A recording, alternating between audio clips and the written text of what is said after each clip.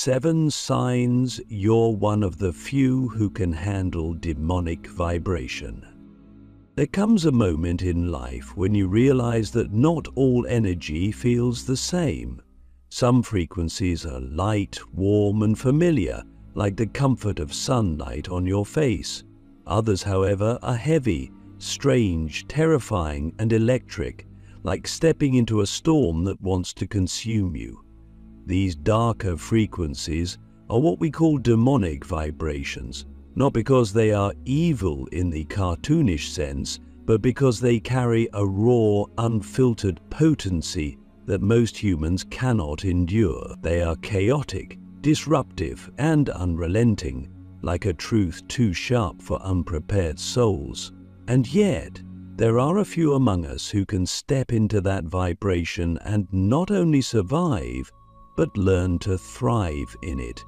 If you are one of these few, your life has already shown you signs that you are cut from a different cloth, signs that you were built for an energy field most people would flee from. The first sign is that you have always felt like the outsider, not because you wanted to rebel, but because the spaces that suffocated others never suffocated you. Where most people run from chaos, you found yourself drawn to it, not to worship destruction, but to understand it. This attraction is not random. It means your nervous system is tuned differently. You were born with a capacity to sit with frequencies that bend and break others. Think back to the darkest moments in your life. The betrayals, the breakdowns, the nights where everything seemed to collapse. Others crumbled, but you walked through it, scarred but not destroyed. You might not have realized it at the time, but that resilience was your initiation. The question is, why do you think you survived what should have ended you? Click subscribe to this channel to get more profound spiritual lesson. The second sign is that your dreams and visions are not ordinary. While most people's inner worlds are filled with simple images, yours are filled with symbols, shadows, and entities that feel alive. At times they terrify you, and at other times they teach you. Demonic vibration does not come to the chosen ones gently. It tests them first in the dreamscape. You may have had recurring dreams of being chased, of falling, of descending into caves, oceans, or tunnels. These are not accidents. They are rehearsals. Each descent is a message. You can go deeper than most. If you have not run from these dreams, but instead tried to decode them, then you are already practicing the art of endurance. But ask yourself, do you pay attention to what your dreams demand, or do you brush them aside like static? The third sign is that you are not afraid of confrontation. Demonic vibration is confrontational by nature. It forces truths into the open. Those who cannot handle it hide, deflect, and compromise. But you, no matter how uncomfortable, have always known that some truths must be spoken, even if it costs you relationships, status, or comfort. Think of the times you told someone exactly what no one else dared to say. Think of how people either hated you for it, or later admitted you were right. That sharpness in you is not cruelty, it is alignment with a vibration that demands honesty above all. Handling demonic frequency means you can stare at ugliness without blinking. And here's the piercing question. When you confront others, are you also confronting yourself, or are you hiding behind their shadows to avoid your own? The fourth sign is that your body reacts to energy in ways others cannot explain. Perhaps you feel sudden chills, pressure in your chest, ringing in your ears, or waves of nausea when you enter certain places. You might think of this as sensitivity, but it is more than that. Demonic vibration is dense, and only those tuned to it can register its presence. Most walk blindly through haunted frequencies, unaware of what they swim in, but you sense it. And though it unsettles you, you do not collapse. You stay, you notice, you adapt. That physical endurance is one of your rarest gifts. But endurance is not enough. The deeper wisdom is learning to decode these sensations. Is this vibration testing me, feeding me, or warning me? You must train your body not only to feel, but to interpret. The fifth sign is that people project their shadows onto you. You have likely noticed that others either idealize you or demonize you without cause. They sense something in your aura they cannot control, so they react. Some confess secrets to you they've never spoken aloud. Others accuse you of things you've never done. Why? Because demonic vibration exposes what people hide. When you carry it, you become a mirror too sharp for comfort. This is a heavy responsibility because it means you will often be misunderstood, but it is also a sign that you are chosen. The world uses you to purge itself. Ask yourself, are you carrying these projections with resentment, or are you using them to sharpen your understanding of human nature? The sixth sign is that you have felt moments of overwhelming despair but have always found a spark inside that refuses to die. Demonic vibration tests you by dragging you to the edge of hopelessness. Many who touch it fall into addiction, madness, or apathy, but you, though you may have flirted with all three, never stayed there. Something in you always fought back. Something primal and unexplainable. This refusal to surrender is not mere willpower, it is evidence that your soul has been tempered for vibrations that devour the unprepared. Think about it. Why is it that even at your lowest, some hidden strength rose inside you? Do you realize that was the vibration itself reshaping you, teaching you survival through trial? And the seventh sign, the most undeniable, is that you are no longer afraid of darkness. You may not love it, you may not seek it, but you no longer tremble before it. You understand that darkness is not the enemy, but the other side of the truth. Where others chant only about light, you know balance requires both.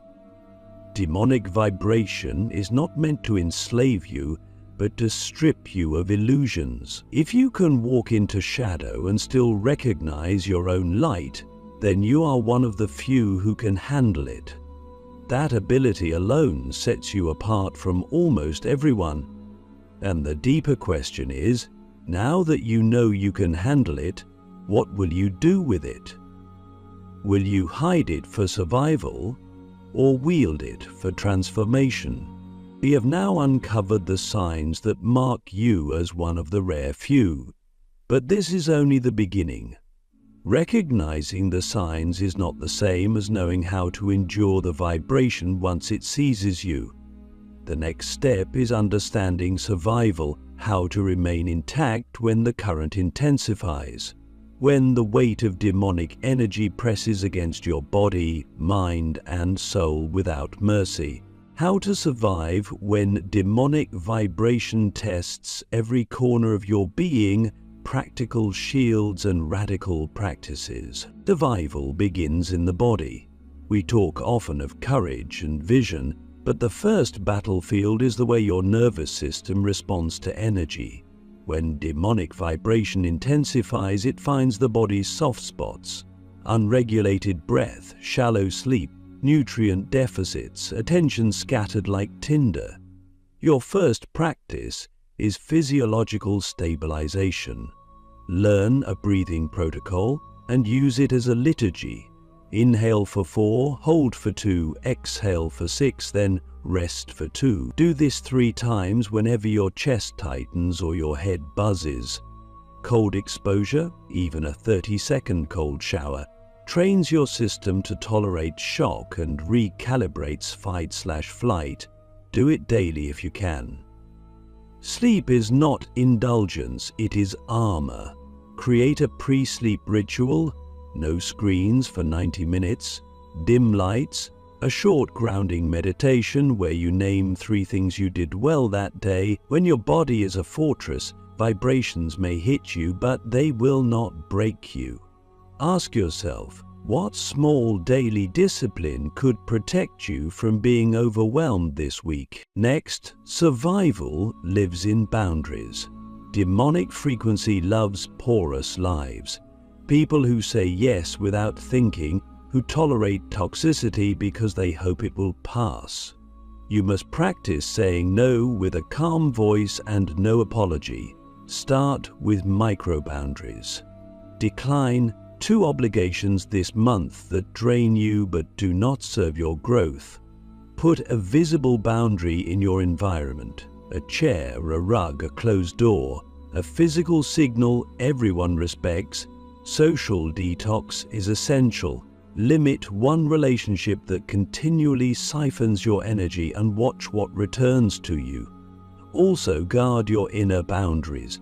When projections and accusations are thrown at you, and they will be, name them aloud. That projection is yours. I will not carry it. This verbal boundary is not arrogance. It is clarity. Remember, energy respects limits. Ritual and routine are your leverage. The demonic current loves randomness. It thrives in chaos. You fight back by creating predictable containers. Anchor your day with 3 immovable rituals: a morning movement practice, a midday silent check-in, and an evening reflection where you list lessons learned. Rituals do 2 things. They habituate discipline, and they create a sacred field so your encounters with shadow occur on your terms.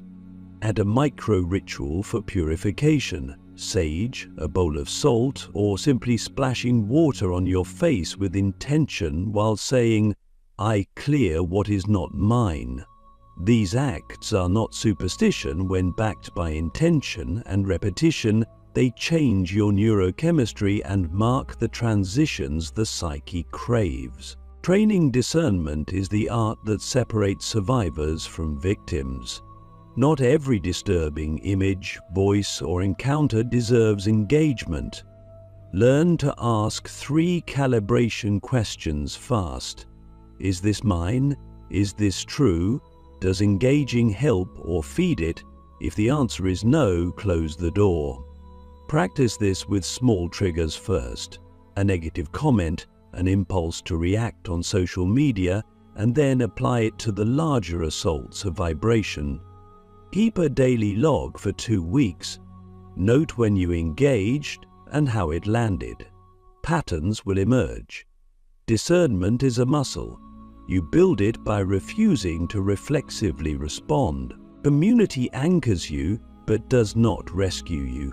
Find 2 people who can witness your dark edges without needing to fix them.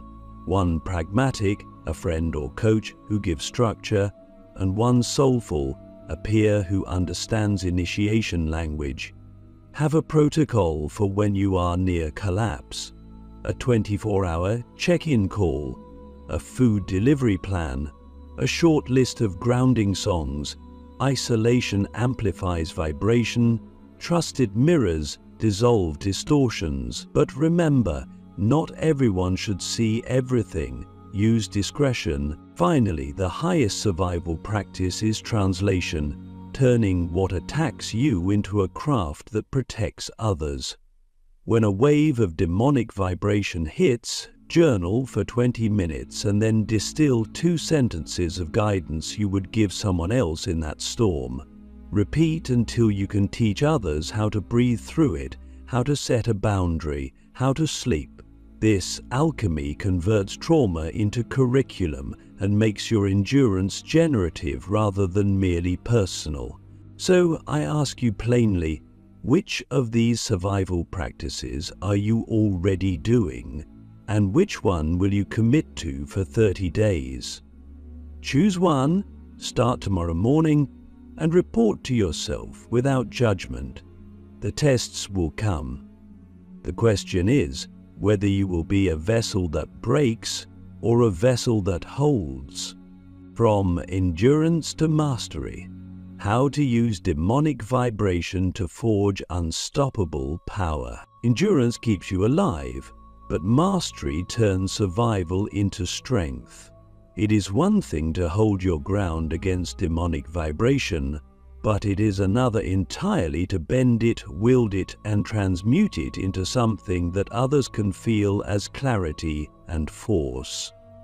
Mastery is not about control in the traditional sense, because these currents cannot be changed. It is about alignment, learning to become porous in the right ways, solid in others, so that the vibration flows through you without eroding you.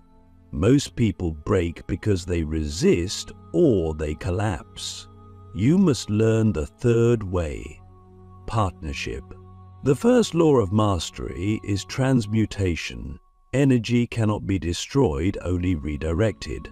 Demonic vibration is like lightning. If you try to block it, it will incinerate you, but if you channel it into a rod, it illuminates the sky and charges the earth. You must become that rod. How? Start by developing creative outlets that can absorb intensity: writing, painting, music, business building, even physical training. These are conduits. Notice how the heaviness lifts when you pour your rawness into form. The more consistent you become at converting energy into expression, the more power you accumulate. Ask yourself, what practice do you have right now that can take in chaos and return art, insight, or structure? If you cannot answer, you are leaking potential. The second law of mastery is rhythm. Energy flows in cycles, peaks and troughs, surges and retreats. Most people mishandle demonic vibration because they want it either always on or completely gone. But the chosen learn to surf. They notice the nights when the vibration swells, and instead of panicking, they prepare.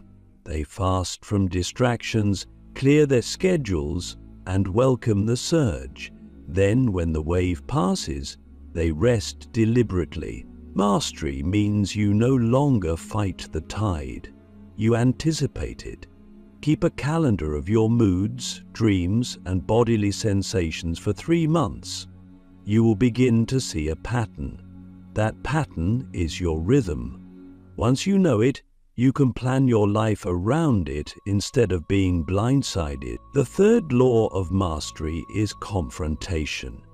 You cannot wield what you refuse to face. This means deliberately walking into spaces or inner rooms that hold your deepest fear. For some, it is speaking truth in public.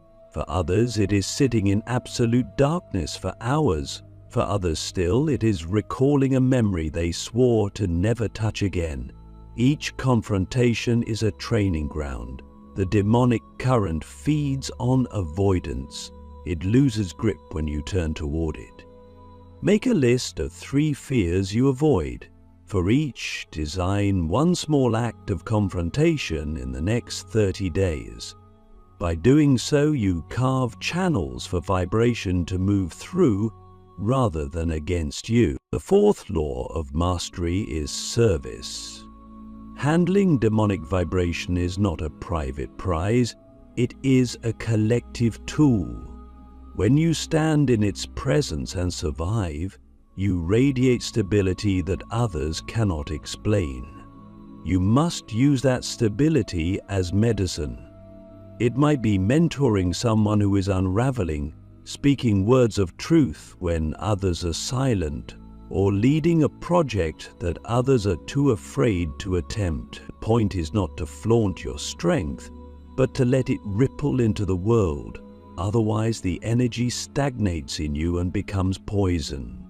Remember, Vibration amplifies what you do with it. Use it selfishly and it corrodes you. Use it as service and it multiplies. The fifth law of mastery is humility. Power without humility collapses into hubris, and hubris is the oldest trap of dark frequency. The chosen who fall are not destroyed by the vibration itself, but by their pride in thinking they had conquered it. You must live with the reminder that you are not master of the current, you are student, partner, vessel. Practice humility daily by attributing breakthroughs not to yourself alone, but to the force that moves through you. Now in private moments, not to an idol, but to the vastness beyond comprehension. This humility keeps your power sharp, untainted. And so mastery is not about becoming untouchable, it is about becoming unbreakable because you no longer resist or cling. You move with the current, you channel it, you use it, and you surrender when it demands. That paradox, strength and humility fused, is what makes you unstoppable. Now ask yourself, will you remain someone who merely endures, or will you claim the path of mastery, where every shadow becomes fuel? Legacy of the shadow bearers, what it means to walk forever with demonic vibration. Mastery is not the end of the path. Beyond survival, beyond transmutation, there lies legacy. Legacy is what happens when your presence itself becomes a symbol, when the way you live creates ripples that continue long after your voice falls silent. To walk forever with demonic vibration is not simply about strength or wisdom, it is about embodying a frequency that transforms the collective field of those around you. It is about becoming a living reminder that darkness is not annihilation, but initiation. The first dimension of legacy is embodiment. You no longer need to explain who you are, your very aura speaks. People sense stability around you in chaos, even if they cannot articulate it. They feel exposed and seen in ways they both fear and crave. Your energy becomes a tuning fork, and without words you remind others of truths they were avoiding. The irony of legacy is that the less you try to project it, the more potent it becomes. Authentic embodiment requires you to live the discipline you cultivated. Your breathing, your boundaries, your rituals, your confrontations, your humility. Legacy flows not from performance, but from consistency. The second dimension of legacy is disruption. To carry demonic vibration is to be a disturber of illusions. You will disrupt false peace, false authority, false narratives. Your very presence may dismantle carefully constructed masks. People may accuse you of being dangerous because you expose what they wanted hidden, and in truth you are dangerous, but not to truth itself, only to deception. Legacy is rarely comfortable, it unsettles. Think of those throughout history who carried disruptive vibration. They were exiled, resisted, sometimes destroyed, but their frequency endured. What will you allow yourself to disrupt? What illusions will you risk shattering in service of a deeper reality? The third dimension of legacy is guidance. To walk with this frequency is to attract those who are on the edge of collapse.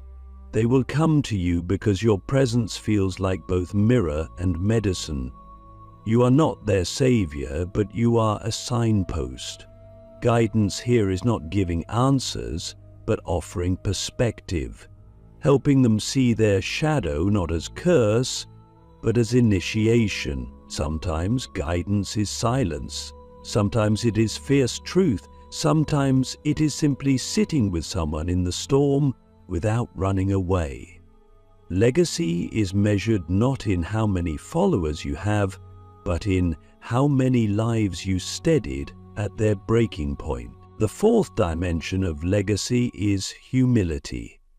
You are a vessel, not the origin. Demonic vibration is ancient. It existed long before you and will continue long after you. Your task is not to claim ownership, but to steward it faithfully while it moves through you. Legacy without humility rots into arrogance. Humility means knowing you are both chosen and replaceable, powerful and small. You bow not to idols, but to the mystery itself. This humility makes your legacy clean, free from corruption. Ask yourself, do you want to be remembered for your ego, or for the force you allowed to move through you with grace? The fifth dimension of legacy is transference. At some point, your role is to pass the vibration forward, to apprentices, to communities, to generations not yet born. This does not mean preaching in grand stages unless that is your path.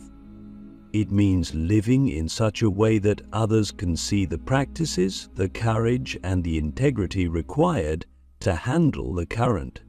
It means leaving behind words, works, or rituals that others can use as anchors. Legacy is not clinging to your own survival story, but ensuring that others learn how to walk the path without collapsing. If you can pass it forward, your vibration multiplies beyond yourself. And so the ultimate question is, what will your legacy be? Will you be remembered as someone who survived darkness and hoarded the lesson, or as someone who turned that survival into a map others could follow? Will you allow your presence to disrupt illusions and steady the broken? Or will you hide your frequency because the world misunderstood you? Legacy is the final test of demonic vibration because it requires not just endurance and mastery, but generosity. To walk forever with demonic vibration is to live as a paradox, feared and respected, disruptive and healing, ancient and present. It is to be a reminder that darkness is not the enemy, but the other half of light. The legacy of a shadow bearer is not measured in applause or monuments, but in the unseen ripples. The student who faced their fear because you did. The community that found courage because you spoke. The generation that will walk deeper because you left the map. So I leave you with this final question.